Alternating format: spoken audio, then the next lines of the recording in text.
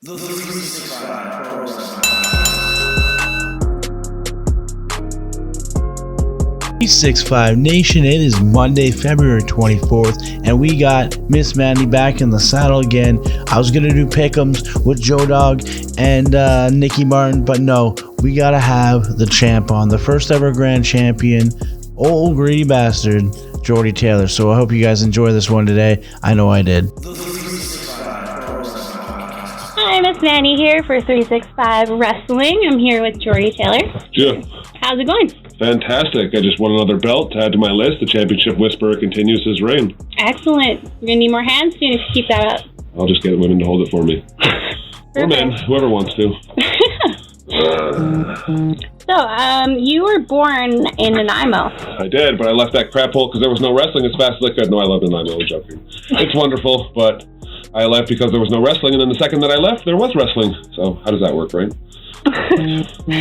You debuted in 2011. Where was that? In Esquimalt. There's ECCW, and they usually run in Vancouver, but they had an off show in Esquimalt, and me being the virgin to traveling and wrestling, I didn't want to leave here anyways, because I was nervous of getting lost in Vancouver, so they had a show here, and I got a ride with BJ Laredo, luckily, and that's what got me in. Awesome. What was the most memorable part of that match? Which one? My first match? Your first match. Oh, gosh. So my name was the Greed Father, but they messed it up and called me the Greed Master.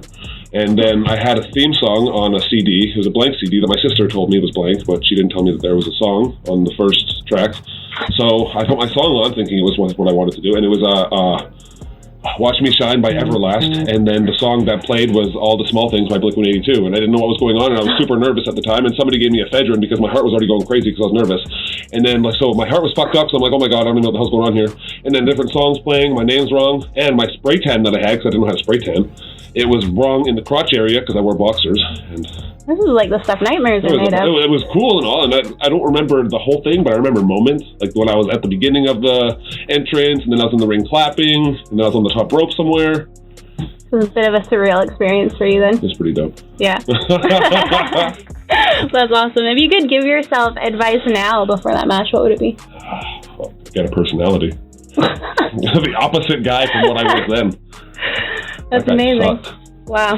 Well, you've come a long way since then. You wrestled in quite a few promotions, and recently you played a couple different roles for WWE.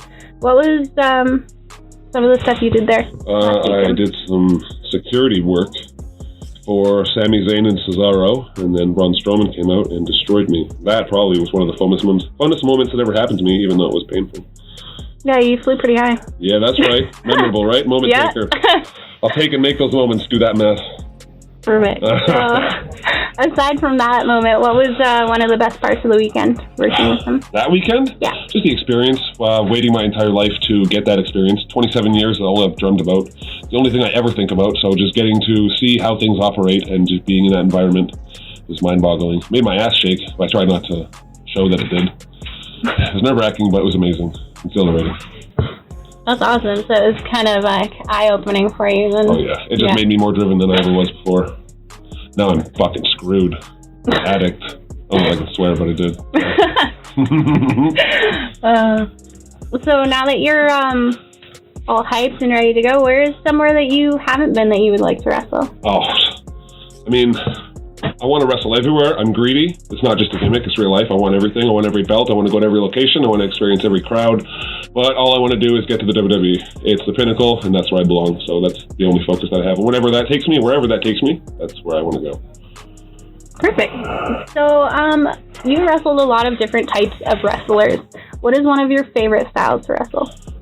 I mean, now, in terms of style, I'm just a jaw-jacking prick who kicks my ass all the time.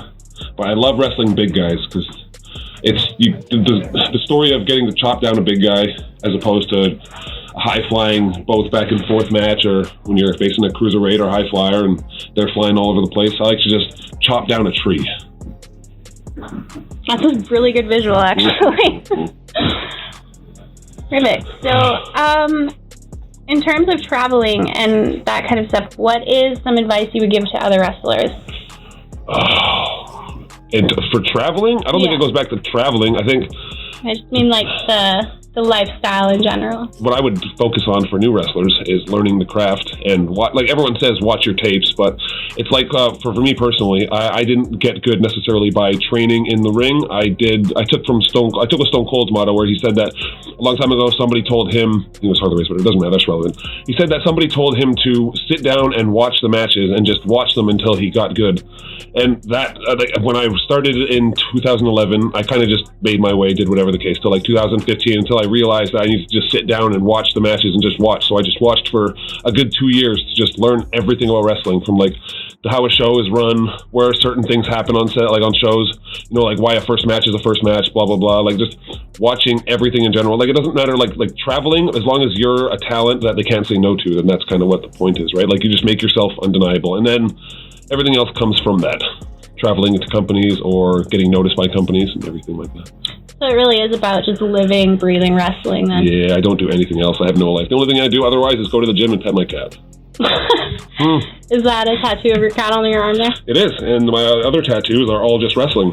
This is all to do with wrestling. That's Isn't that amazing. ridiculous? My back says Golaholic because I'm addicted to money.